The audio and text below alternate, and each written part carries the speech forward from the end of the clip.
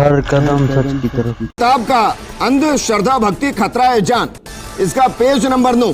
इस पर लिखा है नौकरी, रोजगार, संतान एवं धन प्राप्ति के लिए अर्जन करना आदि आदि तथा शिव जी के लिंग ब्रैकेट में अंग्रेजी में प्राइवेट पार्ट, हिंदी में यानी गुप्तांग का पूजा करना, ये लिखा है इसमें।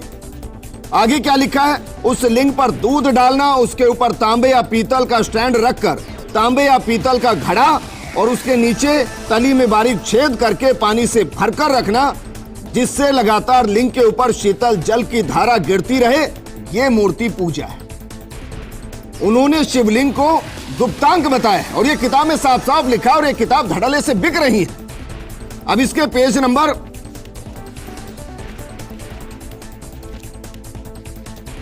ये इसका पेज नंबर 24 है। इस पे क्या लिखा है, वो पत्थर की देवी या देव कुछ भी मदद ना तेरी ना तेरे बच्चों की कर सकते हैं, ये आपका भ्रम है।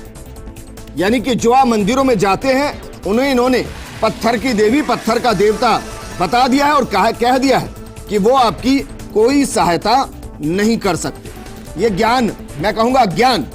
इसमें क्या लिखा है, जरा इसका सिर्फ एक पैरा मैं पढ़ रहा हूं, इसका पेज नंबर 24 और उसके आगे पेज नंबर 25 पर क्या लिखा है।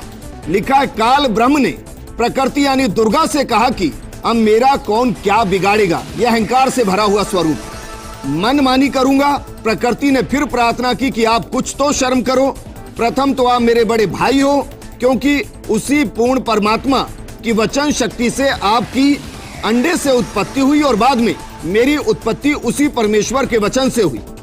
इसके आगे क्या लिखा हुआ है, इसके आगे लिखा हुआ है कि मेरे पास पिता की प्रदान की हुई शक्ति है, जितने प्राणी आप कहोगे मैं वचन से उत्पन्न कर दूंगी। ज्योति निरंजन ने दुर्गा की एक भी विनय नहीं सुनी और कहा कि मुझे जो सजा मिलनी थी मिल गई, मुझे सतलोक से निष्कासित कर दिया गया, अब मनमानी करूंगा। और यह कहकर काल पुरुष ने प्रकृति के साथ जबरदस्ती शादी की और 3 पुत्रों को जन्म दिया। इसमें क्या कहा गया है, वो 3 पुत्र कौन से हैं?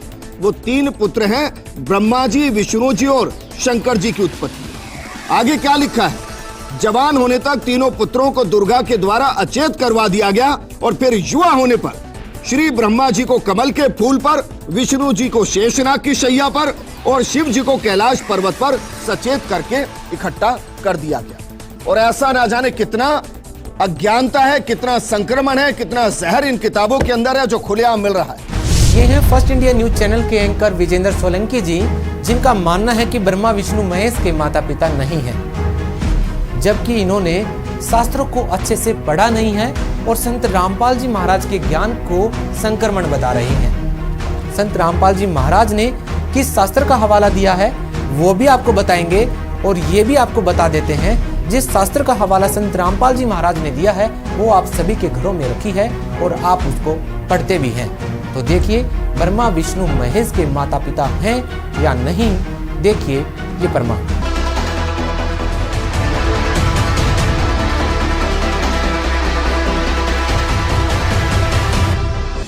योगी देवी भागवत गीता प्रेस गोरखपुर से प्रकाशित। संपादक हनुमान प्रसाद पोदार, 54 लाख 200। और देखना 123 पृष्ठ पे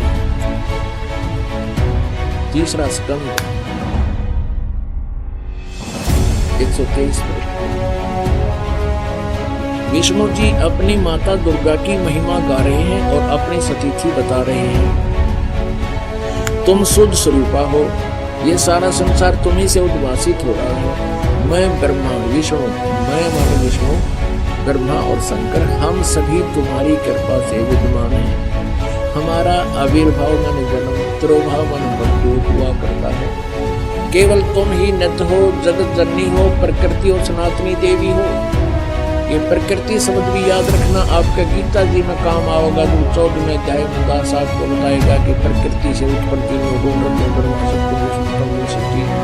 ये जीव को कर्मानुसार फंसाए रखते हैं। प्रकृति माने दुर्गा।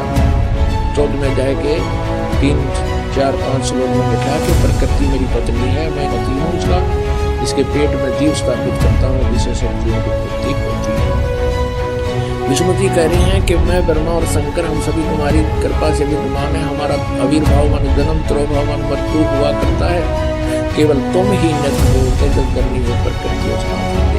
इसी का समर्थन भगवान शंकर कहते हैं। भगवान शंकर बोले, देवी यदि महाभाग विष्णु तुम्ही से प्रकट हुए हैं या उत्पन्न हुए हैं तो उनके बाद उत्पन्न होने वाले ब्रह्मा भी तुम्हारी बात माने। फिर मैं तुमको लीला करने वाला शंकर क्या तुम्हारी संतान नहीं हुआ?